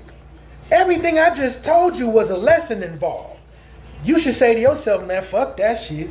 You know what I mean? You should go to your big homies and be like, hey, man, is any of this shit true that he talking about? They gonna be like, yeah, hell yeah. Well, why y'all niggas? You gonna start, the light bulb gonna go off. Yeah. Now, when the homie was like, I like you, the big homie I was telling you about back in the, just back up a little bit, I like you, you good. Yeah, but look what he sent me through. Yeah. I like you, you good. But the name, it's a little smut on the name. He didn't use smut, I did. That name, it ain't no good. But you stay. I like having you around. And I processed all that, but in the back of my mind, I'm like, the nigga closest to me is the nigga that can bump me off. So we might have to get down too. You know what I mean? You got to keep that in the back of your mind. We might have to turn it up. Me and you might have to get it on till it's gone too. But him being in this position and me being here, I'm okay with knowing, because I will be there one day, but as of right now, this is dialogue, this is monologue.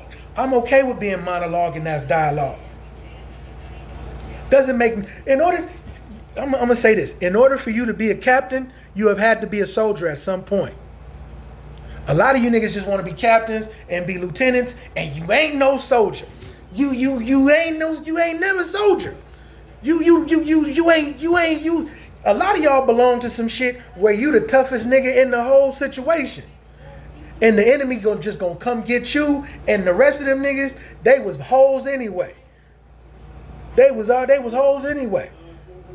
I swear to God. And that's what's gonna happen to a lot of you niggas. You know what I'm saying? I learned that in my teens, like 13, 14, 15, because my big homie, my big homie. Look, when your rivals, or y'all call them ops, be like, your cousin shot such and such in them and used to such and such in them, or these niggas don't even want to gangbang when this nigga's here. You know what I'm saying? Like we went into that pizza place, them niggas, they turned it all the way down. So, you know what I'm saying? He must be doing shit. And that's what happened a few times, like, you know what I'm saying? Like, I be with people and these niggas don't want no problem. Like, you know I ain't with none of that shit, man. You know you don't want no problems with this nigga. I done been in the car where we went down such and such as, this is a stronghold. These niggas is standing here, 10 thick, 12 thick, across the street, 10 thick over here. These niggas start ducking behind their cars, and some got in their cars, and then some hopped over a fence when we drove down the street at like 3 miles an hour. This nigga hit that block, them niggas start scattering. Cause I told him to take me over there first and foremost, cause I'm 15 years old, I just started banging. So I told him, hey, take me over here, cause I never been over there. I've been through they shit, but never on they stronghold. I never been through they stronghold, but I've been all up and through they set, but never they strongholds. They got a stronghold is where y'all kick it and stand regularly. You know what I'm saying? So when we hit they stronghold, they just start running and shit.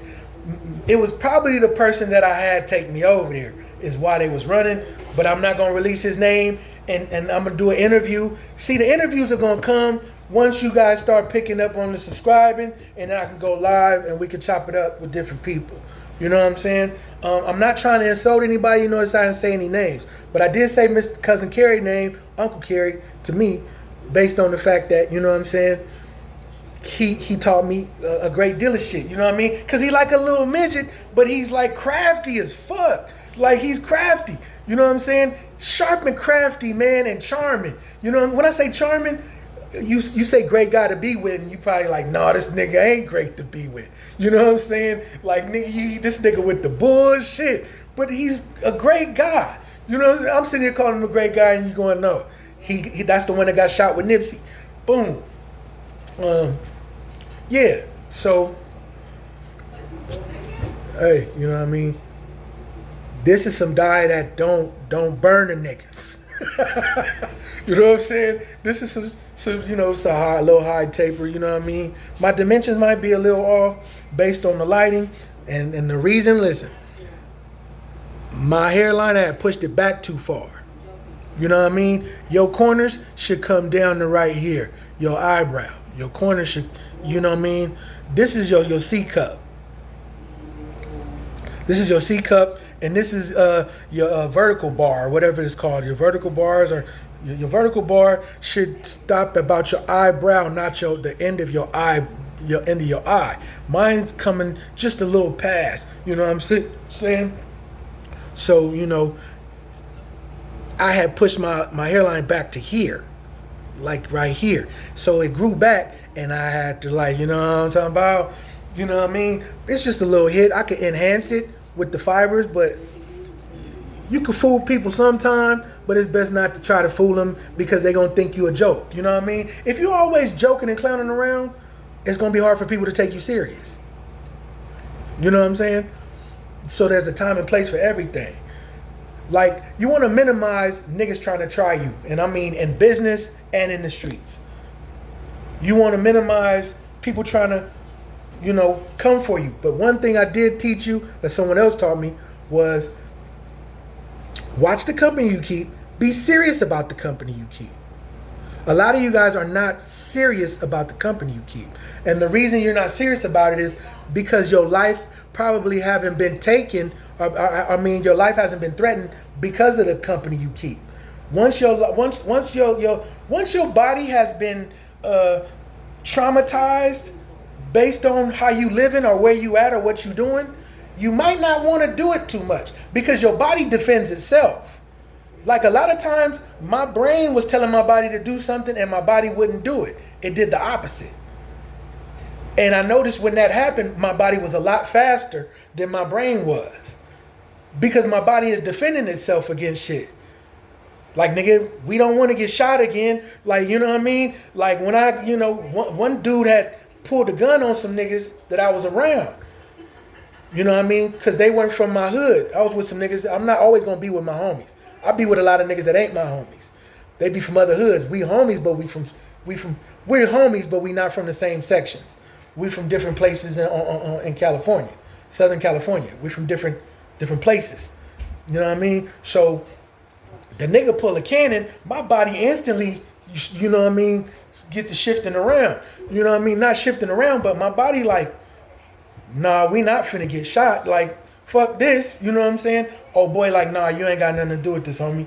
It's this nigga. So them niggas is arguing. So this nigga's playing tough, and this nigga's got the gun, and I'm standing a little too close. And that's how you get shot. I'm too close to their action. So my body is like, nigga, 50 feet, nigga. You know what I mean? My body is saying it, but my brain is still, you know what I mean? You know what I mean? You trying to be, you want to be a G2 one day. You know what I mean? And you will if you live long enough. You know what I mean? And you acquire the knowledge. So my body, like, you know what I mean? I hurry up and get away. You know what I mean? Like, bam. And I'm sitting there like, so I throw my 3 cents in. Hey, man, kick back, homie. You know what I mean? Hey, kick back. Nigga don't want no problem, man. Let it go. You sitting there with this gun. People starting to come out. Lady over there, she calling the police. You don't want to go to jail for nothing. He like, you right. Hey, homie, you right. Hey, nigga, don't do that shit again. He telling the other nigga, you know what I mean? So it's like, okay, cool. So when he drive off, I'm like, damn. He like, nah, fuck that nigga. That nigga pulled out. I'm like, nigga, what'd you do? He's like, man, such and such, man. See? You know what I'm saying? He was like, oh, Butch, I'm saying, he's like, man, I'm sorry about that. I'm like, don't be sorry. He knew what time it was. He just can't. Some niggas knock everybody down. You know what I'm saying? But I'm just letting you know your body will defend itself sometimes, especially in them situations. Like, my brain was saying one thing and my body was instantly like, we don't need to be right here. You know what I'm saying? And that's happened to me several times. Like, you know what I mean? Like, my body was lighted in air. Like, I'm like, well, shit, well, goddamn, can I control my own shit? You know, I felt like I was being controlled somehow. Like, you know what I mean? That was my nervous system reacting to the trauma that it had already been through. Like, we don't want to go through this too many times. So my body like, nigga, like, you know what I'm saying? I got some stories, you know what I'm saying? You know, I got some stories where a nigga like, hey, damn, you was strong as a motherfucker. Like, I was. Like, this particular day, you know what I mean? Like, damn, nigga, you strong as a motherfucker. You know, my body like, nigga, I ain't going through this. My body is saying it, but I'm always calm, and I'm like, you know what I mean? I'm pretty much calm and like, you know what I mean? If you're not aware of your surroundings, I'm gonna say this: if we were born in Africa or Asia or Australia, right? This is where some knowledge comes in. The most deadliest insects and frogs and bugs that could kill your ass are in South America, Australia, and Asia, and in Africa. Just an insect bite will put your ass down. Now, if you're allergic to any of that shit, you're dead. But the poison is going to kill you regardless. But if you happen to be allergic to the shit, you finna die for sure. They got some shit where they tell you, if it bites you, there's a snake that'll bite you, and they'll tell you, just smoke a cigarette, man, and reflect on life, because you finna die in the next 10 seconds. So you want to know where that snake is, so we won't be over there in his shit. You know what I'm saying? So I know where I be at. Like, it's that kind of snake right here. It's a poisonous dart frog right here. You know what I mean? It's scorpions right there, but they non-poisonous. That's alligator cunt. Those are crocodiles. Yeah, but 2 blocks over, those are saltwater crocodiles. Those are the ones we don't just take lightly. You know what I'm saying? Yeah, they gonna fuck over everything. You know what I'm saying? These are saltwater crocodiles. Saltwater crocodiles get about 30 feet. You know what I mean? And 6 feet wide, 7 feet wide, 30 feet long. And they have an appetite of whatever fits in its mouth. You see what I'm saying? And they're 2 blocks up. So in real life, I know my surroundings. What hood's over here, what they capable of doing, what they will do, and what they won't do. Who might snitch? More than likely, they gonna snitch. You know what I mean? Because that's just how they hood is. So I kind of like got it mapped out like you would growing up in those type of environments. You know, if we were in South America, you ever see Apocalypto? Well, there's a scene in Apocalypto where he was being chased by they were either Mayans or whatever he was being chased by. And they were coming after him, and he knew his jungle. He told them, he was like, this is my jungle.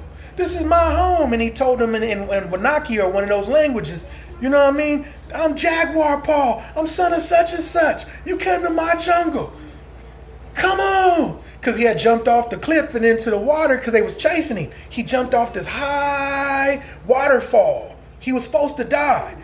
He survived it, and he came up, and he's looking at all of the Aztec warriors on top of the thing. He was like, I'm Jaguar Paul. This is my jungle. You come to my house. He was like, come on. So the dudes jumped over the waterfall like he did, and half of them died. The ones that survived came out of the water and started chasing his ass some more. But he knew his jungle. The poison dart frog was right there. The jaguar was up here. That one snake was over there in them trees. He knew what was what. And that's why he was able to run them through that gauntlet. And since they didn't know the terrain and knew that environment, he killed them. They got unalive. And that was the movie Apocalypto. You should take time to watch it if you ever never seen it. The streets are exactly like that. I don't know why it's so difficult for some of you guys. A lot of you guys don't take the streets seriously anymore, based on what you guys be watching on TV, on social media. Y'all don't take this shit seriously no more. It's like every so often somebody real and then somebody. But the reason why is because y'all just gonna snitch on them and put them in jail. The realer the dude is, the more he finna go to jail for some reason. Y'all don't like real niggas on the streets.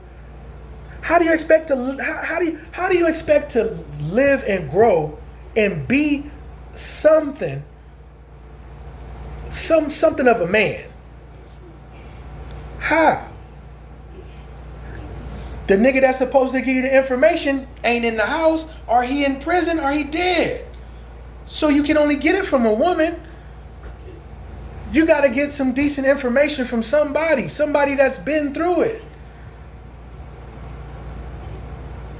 You got you can't sit here and be in jail for bank robbery and compare yourself to, you know, when it comes to gangbanging, a homie that's in jail for killing the ops or the enemy. I'm only calling them ops because that's the terms y'all be using. We called them enemies back in our day.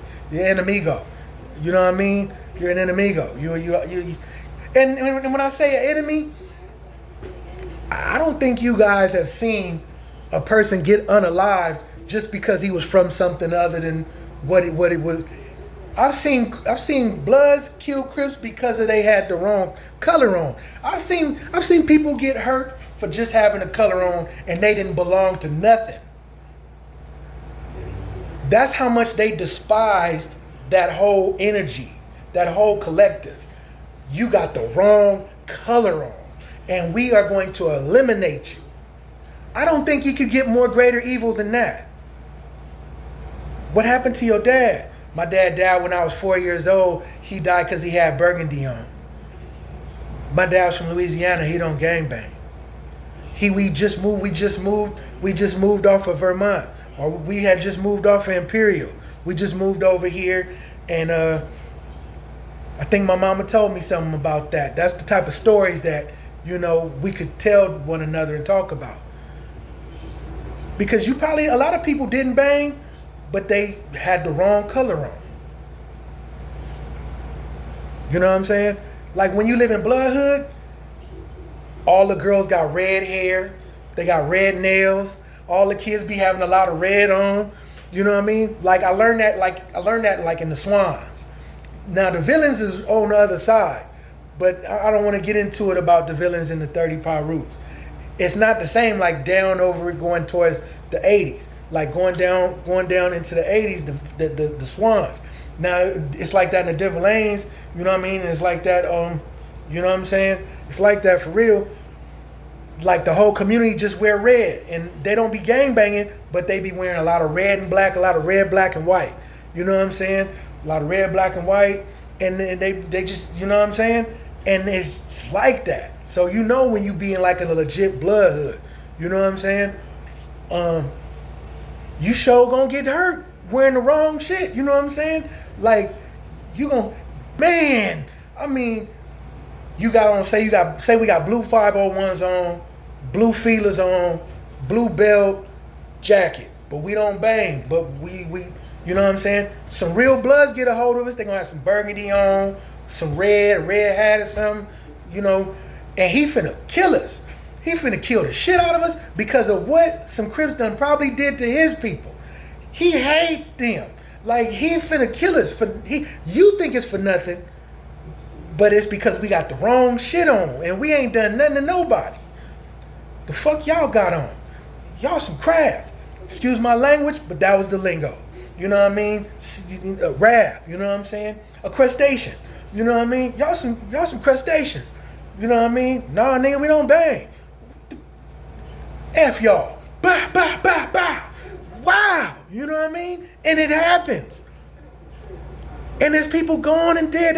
There's somebody missing a son based on a misunderstanding. I grew up, I seen it. I lived it.